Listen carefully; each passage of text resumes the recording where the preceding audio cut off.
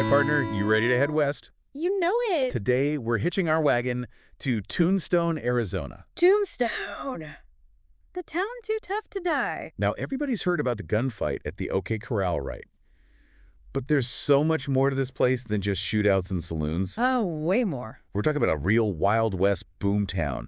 And we've got some excerpts here from Tombstone, Arizona, Boomtown History and Legacy A great read. to help us unearth the facts, Hmm. separate the legends from the reality. Yeah, gonna pan out those nuggets of truth. So what made Tombstone, what really made it tick? Well, in a nutshell, silver. Or silver, yeah. But it's more than that, right? Tombstone embodies this whole frontier spirit, this raw ambition and dreams, but also the lawlessness. The Wild West. The Wild West, exactly. But it also shows how a society can change so rapidly. It wasn't all just cowboys and outlaws. So it wasn't just shootouts at high noon. Not exactly. Tombstone basically popped up overnight, all thanks to Ed Schieffelin, this prospector. I've heard the name. This guy struck silver where everyone else thought there was nothing. Nothing but dust. This is 1879. We're talking Pima County, Arizona territory.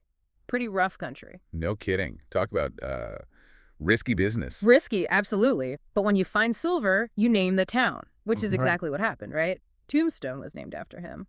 What a legacy, huh? Yeah, to have a whole town named after you. I guess when you strike it rich, you can write your own ticket.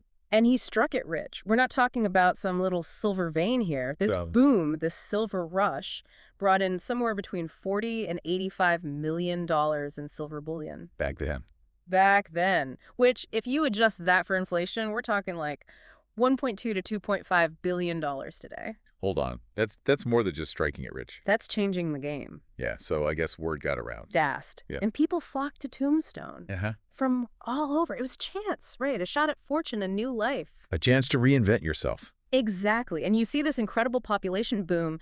In just a few years, Tombstone explodes from like 100 people to almost 14,000. Wow.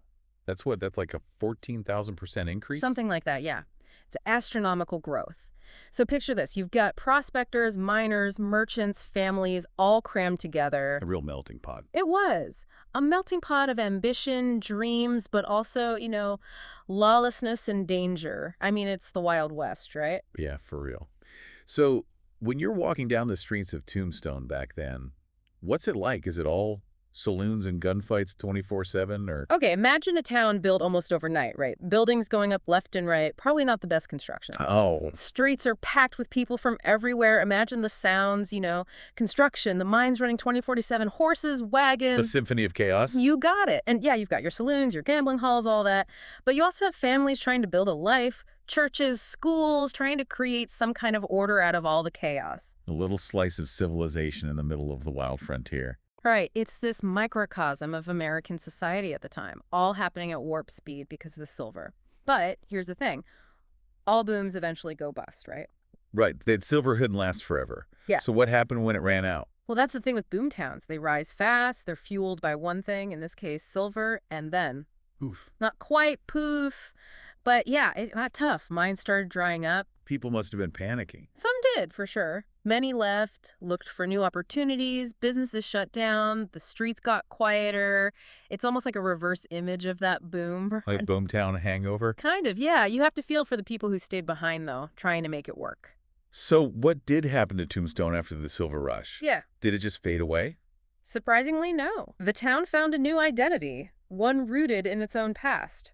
Interesting. So instead of silver, it became about something else. The stories, the legends. The gunfight at the OK Corral. Exactly. People were, and still are, fascinated by those stories. The Wild West, Wyatt Earp, Doc Holliday, it all happened right here. So Tombstone went from a silver boomtown to a tourist destination. Precisely. It reinvented itself, using its own history to attract people who wanted a taste of the Wild West. So it's still around today. Oh yeah, it's still there. It's a lot smaller now, obviously. I think the population's around 1,300. A far cry from its peak.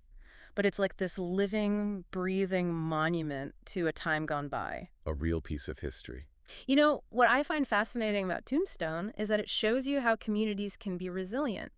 Even when what made them successful is gone, They find ways to adapt, to survive. It's kind of inspiring in a way, isn't it? It It makes you is. wonder how many other places, how many events have these hidden layers, these stories of change and adaptation just waiting to be uncovered. Makes you think.